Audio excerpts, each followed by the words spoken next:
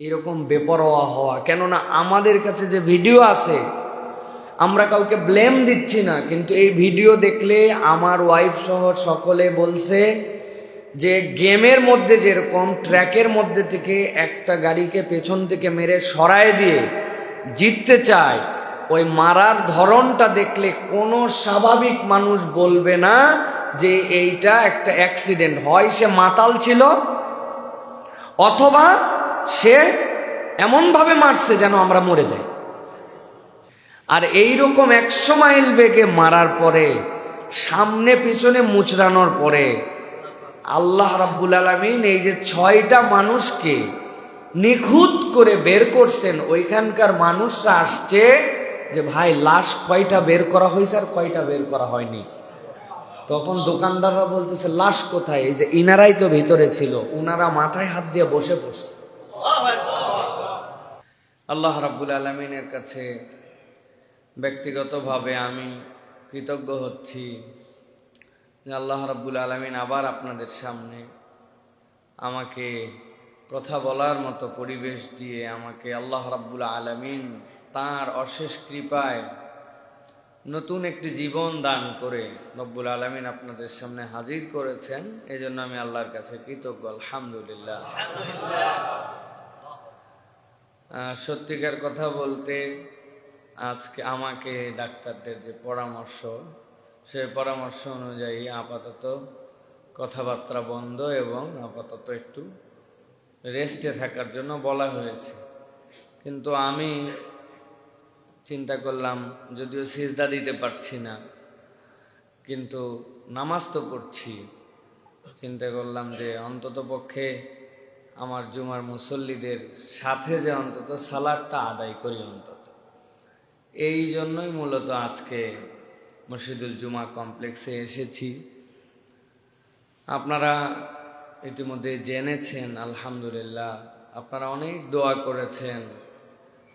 দেশ বিদেশ থেকে আমার মুসল্লি থেকে শুরু করে চিনি না এরকম সংখ্যায় বেশি, কিন্তু সেই মানুষগুলো একজন মুমিন ভাই হিসাবে, একজন দাঈ হিসাবে আপনারা আমাকে যে ভালোবাসা দেখিয়েছেন, এটা আসলে এইরকম পরিবেশে আমি নিমজ্জিত না হলে হয়তো এটি আমি অনুভবই করতে পারতাম না, যে একটা মানুষ কতটুকু ভালোবাসা আপনারা দেখিয়েছেন। আমি জানি আমার ভুলে ভরা জীবন, আমার আচরণ, আমার কথাবার্তা, আমার বিভিন্ন ধরনের বিহেভিয়ারে অনেকেই কষ্ট পান নানান কারণে।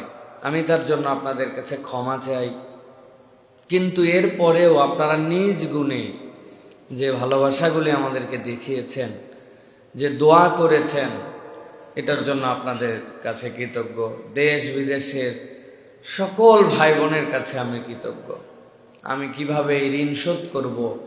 আমার তো ঋণ শোধ করার কিছু নাই, কিন্তু আমি আল্লাহর কাছে আপনাদের জন্য দোয়া করি, যারা আমার পরিবারের জন্য আমাদের জন্য দোয়া করেছেন, আল্লাহ যেন সকলকে উত্তম বিনিময় দান করে। আমাদেরকে অনেকেই বলেছেন যে সাবধানে চলাফেরা করতে হবে, এত পরিমাণ প্রোগ্রামে যাওয়া আসা করেন, কিন্তু আসলে বাস্তবতাটা অনেকে অনুভব বা পুরোপুরি জানেন না। আসলে নিজের পক্ষ থেকে সাবধান হলেই সব সময় হয় না। রোডের যে বিষয়, এটার সাথে অনেক কিছু জড়িত থাকে। আমার যে শুরু থেকে আমার সাথে আছে যে ছেলে ময়েন, আলহামদুলিল্লাহ, আমি তো অনেক জায়গায় আনন্দ চিত্তে বলি যে ওর সাথে ঘুরলে একমাত্র ও যখন গাড়ি চালায় আমি তখন দিলে শান্তি অনুভব করি। কারণ 4 বছর 5 বছর সে আমার সাথে, আমি জানি যে তার গাড়িটা কতটুকু কন্ট্রোলে। আলহামদুলিল্লাহ, ভুল সকলেরই হয়, কিন্তু আমার গাড়ি স্বাভাবিকভাবে আছে। সেখানে আমি একটা ওভারটেক করতে চাইলাম, সে অবস্থায় একটা বাস ওভারটেকের সুযোগ না দিয়ে হালকা চাপ দিল। ও আস্তে করে বাম পাশে এসে চিন্তা করলো যে আসলে আমার সেন্স ছিল না, অজ্ঞান হয়ে গিয়েছিলাম। পরবর্তীতে আমার কাছে যে ড্যাশ ক্যামের ভিডিও আছে, আমার কাছে সামনের ভিডিও পেছনের ভিডিও সব আমার কাছে আছে। তো সেইটাতে তখন দেখছি যে আমি ঘুমাই নাই, আসলে আমি তোর সাথে কথা বলছিলাম। তো বাম পাশে গাড়িটা আস্তে করে আসলো, আসার পরে ওকে আমি বললাম, এটা কেমনে কি করলা? ও বলছে, দেখছেন কেমনে আমাকে ডান থেকে চাপ দিল। আমি বললাম, আসতে যাও, সামনের গাড়ি পার হোক, এরপরে আমরা পার হয়ে যাব। এই যে সামনের গাড়ি যাও, পার হয়ে যাব, আমার গাড়ি তখন 0 মাইলেজ, রাস্তার বাম পাশে আমার গাড়ি দাঁড়িয়ে আছে ওভারটেকের জন্য মহাসড়কে, এক্সপ্রেসওয়েতে। ইতিমধ্যেই 4-5 সেকেন্ডের মধ্যে 100-120 মাইল বেগে, কিলোমিটার বেগে পেছন থেকে এসে ধাম করে মেরে দিল। গাড়ি লেগে সামনের বাসের নিচে ঢুকে গেছে। এখন সামনের বাসের নিচে যখন ঢুকছে, বাসওয়ালা, আমার যতটুকু ধারণা, সে চিন্তা করছে যে আমার দ্বারা কোনো ক্ষতি হলো কিনা, পেছনে লাগলে কোনো দোষ নাই, কিন্তু টেনশন তো আছে। সে তখন গাড়ির টান দিয়ে বের হয়ে চলে গেছে। আমার গাড়ির ডান পাশটা তখন ভিতরে ঢুকা। এই অবস্থায় বের হয়ে যাওয়ার পর গাড়ি উঁচু হয়ে আবার বসে গেছে, বসে বাম পাশে লেগে বাড়ি খাইছে। গাড়িটাতে সবসময় সব গ্লাস লাগানো। পেছন থেকে যখন ধাক্কা মারছে, এত বিকট শব্দ হয়েছে যে আশপাশের দোতলা 3তলার থেকেও একজন ইমাম সাহেব ছিলেন, উনি পরিমরি করে দৌড়ায় চলে আসছেন যেখানে বোমা বিস্ফোরণ হলো কিনা। আমার ছোট 3টা সন্তান, আপনারা কথার ছলে জানেন আমি আমার মেয়েদেরকে নিয়ে আনন্দিত, আল্লাহর দেওয়া নিয়ামত মনে করি আমার জীবনে। তারা মধ্যে 3 জনই শুয়েছিল, আর পেছনে আমার ওয়াইফ ছিল। ময়মনসিংহের দিকে 2 দিনের মাহফিল, এরা তো আমাকে পায় না সেভাবে, এই জন্য বলছে যে 2 দিনের সফর, চলো আমরা সাথে যাব। তো মাহফিল আলাদের বাড়িতে গেলে, আমরা গেলে স্বাভাবিক, কিন্তু ফ্যামিলি নিয়ে গেলে অনেক বিষয় থাকে। কিন্তু মহব্বতের কিছু মানুষ আছেন যাদেরকে আগে বলছি, ওনারা খুশি। সেখান থেকে সফর করে আমরা আসতেছি। এই 3 বাচ্চার রবিবারে স্কুল, মা মধ্যে শোয়াইতে পিছনে বসছে। আমরা এখনো হিসাব মিলাতে পারি নাই। গাড়িটার আপনারা যে ভিডিও দেখছেন, ছবি দেখছেন আপনারা 60%, মূল গাড়ি দেখলে আপনি এখনো 100% দেখতে পান নাই যে গাড়িটার কি হয়েছে। কিন্তু আল্লাহ রাব্বুল আলামিন কিভাবে, কেমনে রক্ষা করলেন, এই জন্যই আল্লাহর একটা নাম হচ্ছে ইন্নাল্লাহ আলা কুল্লি শাইইন কাদির। আল্লাহ যা ইচ্ছা তাই করতে পারেন, এটার নজির আমি নিজের চোখে দেখছি। বাথরুম থেকে বেরিয়েছে অজু করার পরে হাত এরকম করে, আমরা কনুয়ের পানি থাকে না, এই পানি আমাদের এক পরিচিত বাথরুমের সামনে পড়ে গেছে, অল্প একটু কনুয়ের পানি, নিজের পানি নিজে ফেলছে, ফেলে খেয়াল করে নাই, মুছছে, পা মুছে সামনে গেছে, পিছলায় পড়ে গেছে। পিছলায় পড়ে এই নখ 3টা ভাঙছে, আর এই পিছনের এই হাড্ডি ভাঙছে। 1 বছর পঙ্গু হাসপাতালে, নিজের অজুর 3 ফোঁটা পানির নিজের বাড়িতে পিছলায় পড়ে। আর এইরকম 100 মাইল বেগে মারার পরে, সামনে পিছনে মুচড়ানোর পরে, আল্লাহ রাব্বুল আলামিন এই যে 6টা মানুষকে নিখুঁত করে বের করছেন। ওইখানকার মানুষরা আসছে যে ভাই লাশ কয়টা বের করা হয়েছে আর কয়টা বের করা হয়নি। তখন দোকানদাররা বলতেছে লাশ কোথায়? এই যে ইনারাই তো ভিতরে ছিল, উনারা মাথায় হাত দিয়ে বসে পড়ছে। আল্লাহ রাব্বুল আলামিন যে দয়া করছেন, এটা আসলে আমি সবসময় শুধু একটাই কথা ভাবতেছি, কি করলে আমার আল্লাহকে আমি খুশি করতে পারবো। লোকজন অনেকে আমার সাথে দেখা করতে আসছেন, অনেকে ভালোবাসা দিছেন। আমি বলছি যে আপনারা আমার অসুস্থতায় দেখতে আসেন নাই, আসলে এটা একটা জীবন পুনর্মিলনী। আল্লাহ রাব্বুল আলামিন আমাদেরকে হায়াত দিয়েছেন, আমি যেন বাকি জীবনটুকু নিরেট আল্লাহর জন্য ভয় ডরহীনভাবে সত্যের পক্ষে থেকে আল্লাহর দ্বীনের জন্য যেন আমি কাজ করতে পারি। আর আল্লাহ রাব্বুল আলামিন যেন আমাকে শাহাদাতের মৃত্যু নসিব করেন। এইটুকুই আপনাদের কাছে আরজি দোয়া। সাথে সাথে বলবো যে বাংলাদেশে বিশেষ করে মুরগি বাহিত যে ট্রাক,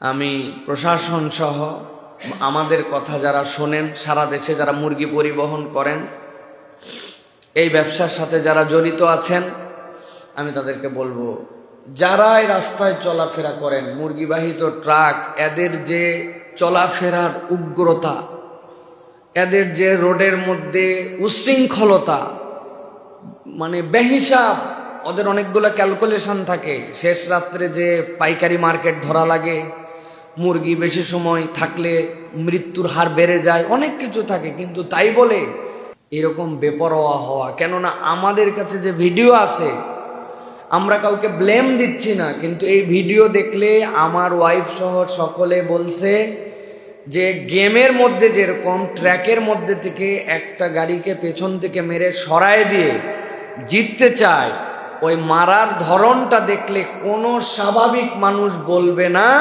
যে এইটা একটা অ্যাক্সিডেন্ট। হয় সে মাতাল ছিল, অথবা সে এমনভাবে মারছে যেন আমরা মরে যাই। আমরা জানি না, ইন্না বাদা যন্নি ইসম, আমরা এগুলো জানি না আসলে ঘটনা কি। আপনারা আরো জানলে অবাক হবেন। সেই ট্রাক ধরছি আমরা, সেই ট্রাক আমাদের নিয়ন্ত্রণে আছে, সেই ড্রাইভারকে আমরা ধরছি। সেই ড্রাইভার, পৃথিবীর ইতিহাসে কোনো ড্রাইভার অ্যাক্সিডেন্টের পর আসে না, ও আশপাশেই থাকে, জনগণের মধ্যে মিশে। কিন্তু সে দেখছে যে এতগুলা মানুষ, তার ধারণা সবাই মরে গেছে, এখন তো মৃত মানুষ নিয়ে মানুষজন ব্যস্ত থাকবে। ইতিমধ্যে সে আসছে, তার হেল্পার যখন তার সাথে একটু কথা বলছে, তখন জনগণ বুঝে ফেলছে যে এটা ড্রাইভার, ধরে ফেলছে তাকে। তো আমরা বলবো এই যে রোডের উশৃঙ্খলতা, বিশৃঙ্খলা, এইগুলা বিষয় থেকে আমাদের সকলকেই সতর্ক হওয়া উচিত। আমার অ্যাক্সিডেন্টের ইমিডিয়েট পরে ওই ইয়েতেই, চন্দ্রার কিছু আগে, এই জায়গাতে আরেকটা গাড়ির অ্যাক্সিডেন্ট হয়েছে। একটা ট্রাক আরেকটা ট্রাককে মেরে দিছে পেছন থেকে। ওই ট্রাক সামনেও বাড়ি খায় নাই, আপনারা দেখবেন নিউজে আসছে। ড্রাইভার হেল্পার জায়গাতেই মারা গেছে দুইজন। ট্রাকের পেছনে মারছে, আর আমার গাড়িতে পেছন থেকে মেরে সামনে যায়, আবার পেছনে এসে সামনে বামে ধাক্কা খেয়ে রব্বুল আলামিন কিভাবে রক্ষা করলেন, এটা আল্লাহ রব্বুল আলামিনের দয়া ছাড়া আর কিচ্ছু না। আর আমি আবারও আপনাদের প্রতি কৃতজ্ঞতা জানাচ্ছি। কত মানুষ, কত ভাবে, আমি কি এমন ক্ষুদ্র মানুষ, এমন এমন রাজনৈতিক ব্যক্তিত্ব, ওলামায়ে কেরাম, পীর সাহেবগণ, আলহামদুলিল্লাহ, আমি মানে আপনাদের কাছে নাম বললে আপনারা শিহরিত হয়ে যাবেন। এই মানুষেরা আমাদের খোঁজ খবর নিয়েছেন, দোয়া করেছেন, উপর থেকে নিচ পর্যন্ত। একজন ফকির আমার সাথে গতকালকে দেখা করতে আসছে, প্রতিবন্ধী ভিক্ষুক। বলে, হুজুর আমার একটা ভাঙ্গাচুরা ফোন আছে, ওই ফোনে রাত দিন আপনার ওয়াজ শুনি। আমি যখন শুনছি যে আপনি অসুস্থ, সে 2টা কমলা নিয়ে আমার বাড়ির নিচে আমার সাথে দেখা করতে আসছে। আসলে আমার অনেক ভুল, অনেক গুনাখাতা, অনেক আপনাদের সাথে আচরণে আমার কমতি আছে, আমি জানি। বিশেষ করে আমরা মাহফিলের লোক, বিভিন্ন জায়গায় যাই, কমিটিদের সাথে বিভিন্ন ধরনের কথাবার্তা হয়, আমাদের কমিটমেন্ট আমরা ফুল করি, তারা অনেক সময় উল্টাপাল্টা করেন আমাদের সাথে, তাদের বোঝাপড়ায় অনেক সময় ভুল হয়, অনেক কথা হয়, আমি জানি। অনেকে আমাদের দ্বারা কষ্ট পান, কিন্তু আমি আপনাদের কাছে আজকে অনলাইনে অফলাইনে সকলের কাছে আমি ক্ষমা চাইলাম। আপনাদের কোনো কারণে কোনোভাবে যদি আমি আপনাদেরকে কষ্ট দিয়ে থাকি, আমার ছোট ভাই হোক, আমার বড় ভাই হোক, আমার পরিচিত অপরিচিত, আল্লাহর হস্তে আমাকে আপনারা ক্ষমা করে দিবেন। আর আমি আগামী থেকে আমার আচরণ আরও শুধরায় নিয়ে চলার জন্য চেষ্টা করব, এই প্রতিশ্রুতি আপনাদের কাছে দিলাম। আল্লাহ রাব্বুল আলামিন যেন এই বাকি হায়াতটুকুকে, এই বোনাস জীবনটুকুকে আল্লাহ রাব্বুল আলামিনের জন্য কাজ করার মতো তৌফিক দান করেন।